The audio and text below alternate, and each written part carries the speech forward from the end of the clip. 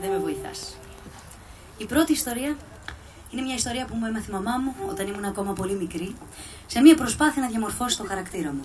Η ιστορία δεν ξέρει κανείς πώς τελειώνει, σίγουρα όμως ξεκινάει κάπως έτσι.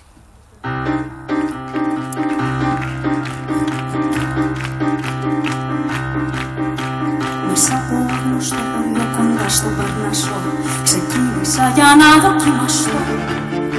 Κι αυτούς που με παιδέψανε σαν Άγιο και Χριστό τους έκοψα τον ένα τους μαστό.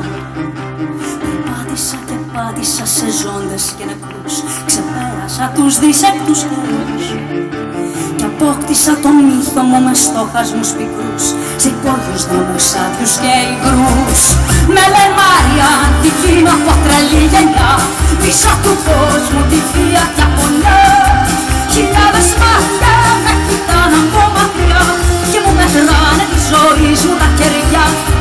Χιλιάδες μάτια με κοιτάνε από μακριά και μου μετράνε τη ζωή μου τα κεριά.